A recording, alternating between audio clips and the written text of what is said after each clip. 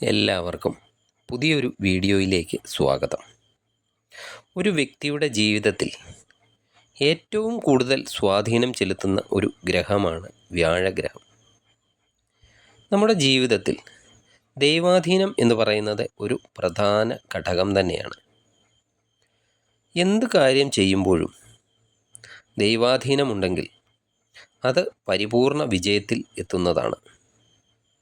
ധനം, സന്താനഗുണം, ഭാഗ്യം, ദൈവാധീനം, വിവിധ കാര്യങ്ങളിലുള്ള അനുഭവ യോഗങ്ങൾ ഇതൊക്കെ ജീവിതത്തിലുണ്ടെങ്കിൽ, അതുപോലെ ജീവിതത്തിൽ നമുക്ക് ലഭിക്കുന്ന അവസരങ്ങളൊക്കെ പരമാവധി പ്രയോജനപ്പെടുത്താൻ സാധിക്കുന്നു എങ്കിൽ മനസ്സിലാക്കിക്കോണം, വ്യാഴഗ്രഹം നമുക്ക് അനുകൂലമാണ് എന്ന്. നിങ്ങളുടെ ജാതകത്തിൽ മറ്റെല്ലാ ഗ്രഹങ്ങളും പ്രതികൂലം ആണെങ്കിലും വ്യാഴം മാത്രം അനുകൂല സ്ഥാനത്ത് ആണെങ്കിൽ ജീവിത വിജയം നേടാൻ സാധിക്കുന്നതാണ്. മറിച്ച് മറ്റെല്ലാ ഗ്രഹങ്ങളും വളരെ അനുകൂല സ്ഥിതിയിലും വ്യാഴം മാത്രം പ്രതികൂല സ്ഥിതിയിലും ആയാൽ അനുഭവ ഗുണം കുറയുന്നതും ആണ്. അതായത് നിങ്ങൾക്ക് സകല സൗഭാഗ്യങ്ങളും ഉണ്ടായാലും അത് അനുഭവിക്കാൻ ഒരു യോഗം ഇല്ലാതെ വരിക, ഇതൊക്കെ വ്യാഴത്തിൻ്റെ പ്രതികൂല സ്ഥിതി ആണ്. വ്യാഴത്തിന് അത്രയ്ക്ക് പ്രാധാന്യം ഉണ്ട് ജാതകത്തിൽ. വ്യാഴഗ്രഹം 2025 മെയ് മാസം 14 ഇപ്പോൾ നിൽക്കുന്ന ഇടവം രാശിയിൽ നിന്ന് രാശി മാറി മിഥുനം രാശിയിലേക്ക് വരികയാണ്.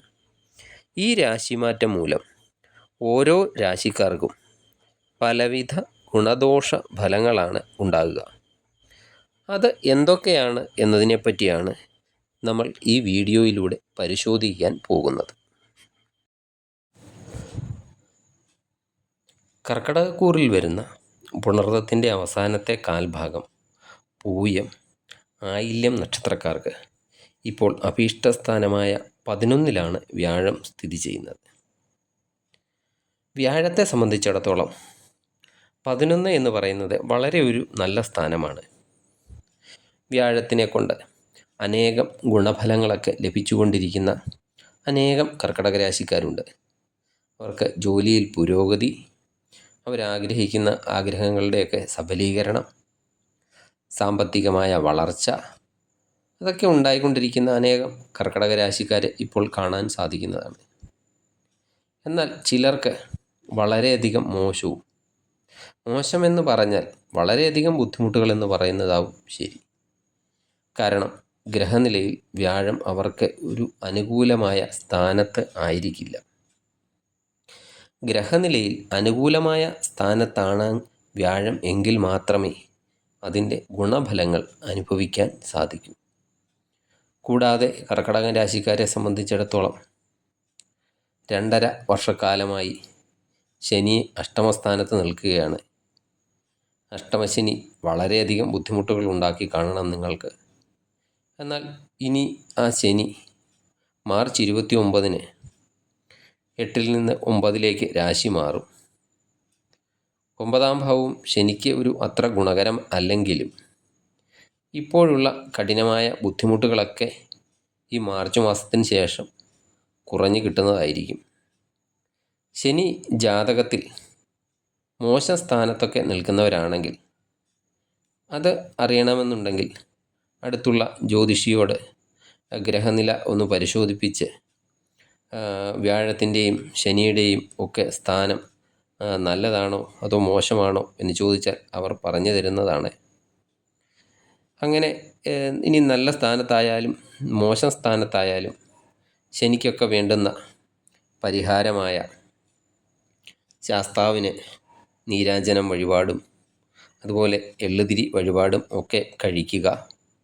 ശനിയെക്കൊണ്ടുള്ള ദോഷങ്ങളൊക്കെ മാറുന്നതാണ്. അതുപോലെ മുതിർന്നവരെയൊക്കെ സഹായിക്കുകയും ബഹുമാനിക്കുകയും ഒക്കെ ചെയ്യുക. വ്യാഴം മെയ് 14 നിങ്ങളുടെ 11 നിന്ന് 12-ാം ഭാവത്തിലേക്കാണ് രാശി മാറുന്നത്.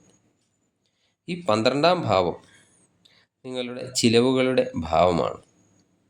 അതിനാൽ ചിലവുകളൊക്കെ താരതമ്യേന വർദ്ധിക്കും. എന്നാൽ അതിനനുസരിച്ച് ഒരു വരുമാനവും നിങ്ങൾക്ക് ഉണ്ടാകണം എന്നും ഇല്ല. 12ാം ഭാവത്തിന് ചില ഗുണങ്ങളും ഉണ്ട്. അത് എന്താണെന്ന് വെച്ചാൽ, വളരെ കാലമായിട്ടൊക്കെ വിദേശത്തൊക്കെ ജോലിക്കൊക്കെ പോകാൻ ആഗ്രഹിച്ച് അതിനൊക്കെ സാധിക്കാതെ ഒക്കെ ഇരിക്കുന്നവരാണെങ്കിൽ അതിനുള്ള ഒരു അവസരമാണ് ഇനി വരാൻ പോകുന്നത്. ശനിയും വ്യാഴവും ഒക്കെ കൂടി നിങ്ങൾക്ക് അതിനുള്ള ഒരു അവസരം ഒരുക്കാൻ പോവുകയാണ്. അതുപോലെ വിദേശ സംബന്ധമായ ബിസിനസ്സിലൊക്കെ ഏർപ്പെട്ടിരിക്കുന്നവർ, ഇമ്പോർട്ട് എക്സ്പോർട്ടൊക്കെ ബിസിനസ്സിലൊക്കെ ഏർപ്പെട്ടിരിക്കുന്നവർ, അവർക്കും വളരെയധികം ലാഭം ഈ സമയത്ത് ഉണ്ടാകുന്നതാണ്.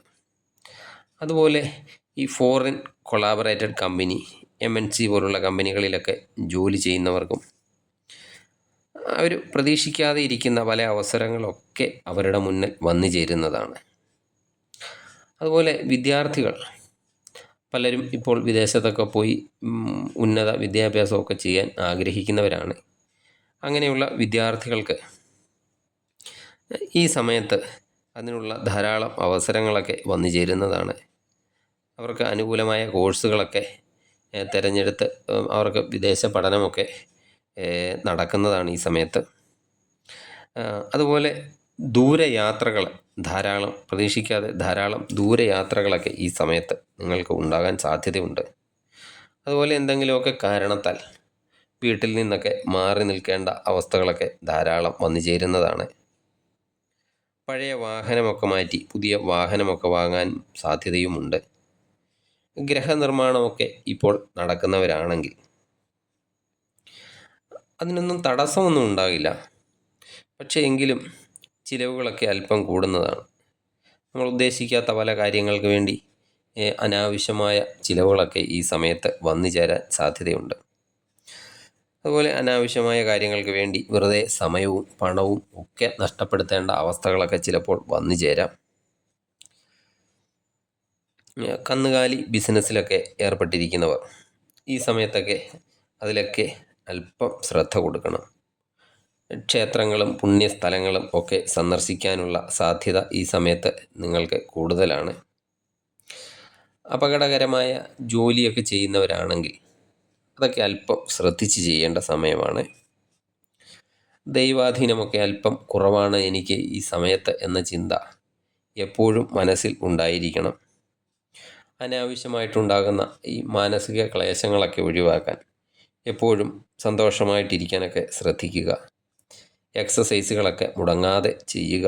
അതുപോലെ യോഗ പോലുള്ള മനസ്സിനൊക്കെ റിലാക്സ് ഒക്കെ കിട്ടുന്ന പ്രവർത്തികൾ ഒക്കെ ഏർപ്പെടാൻ ശ്രദ്ധിക്കുക. അതുപോലെ ശ്രദ്ധിക്കേണ്ട മറ്റൊരു കാര്യം, ആരോഗ്യത്തെ നശിപ്പിക്കുന്ന പ്രവർത്തനങ്ങളിൽ നിന്ന് പരമാവധി ഒഴിഞ്ഞു നിൽക്കുക. അതുപോലെ മറ്റുള്ളവരോട് ഇടപെടുന്ന കാര്യത്തിൽ, പ്രത്യേകിച്ച് ഓപ്പോസിറ്റ് സെക്സിലുള്ളവരോടൊക്കെ ഇടപെടുന്ന കാര്യത്തിൽ സത്യസന്ധതയും മിതത്വവും ഒക്കെ ഏർപ്പെടുത്തുക. വ്യാഴപ്രീതി ഉണ്ടായാൽ നിങ്ങൾക്ക് യാതൊന്നും പേടിക്കാനില്ല. വ്യാഴം 12-ലോ 8-ലോ ഒക്കെ നിന്നാലൊന്നും പ്രശ്നമില്ല. വ്യാഴത്തിൻ്റെ ഒരു പ്രീതി ഉണ്ടെങ്കിൽ അതിനുവേണ്ടി ഗുരുക്കന്മാർക്കും കാരണവന്മാർക്കും ദക്ഷിണ, സഹായം എന്നിവയൊക്കെ ചെയ്തു കൊടുക്കുക. അതുപോലെ ക്ഷേത്രങ്ങളിലൊക്കെ സൗജന്യ സേവനങ്ങൾ ചെയ്യുക. സൽക്കർമ്മങ്ങളൊക്കെ ചെയ്യാൻ കിട്ടുന്ന അവസരങ്ങൾ പരമാവധി പ്രയോജനപ്പെടുത്തുക. ഈശ്വര പ്രാർത്ഥനകളൊക്കെ നടത്തുക.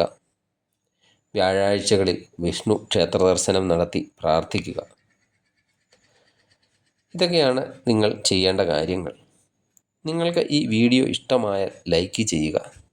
സബ്സ്ക്രൈബ് ചെയ്യാതെ വീഡിയോ കാണുന്നവരാണെങ്കിൽ ദയവായി സബ്സ്ക്രൈബ് ചെയ്ത് കാണുക. മറ്റൊരു വീഡിയോയുമായി വീണ്ടും കാണാം. നന്ദി, നമസ്കാരം.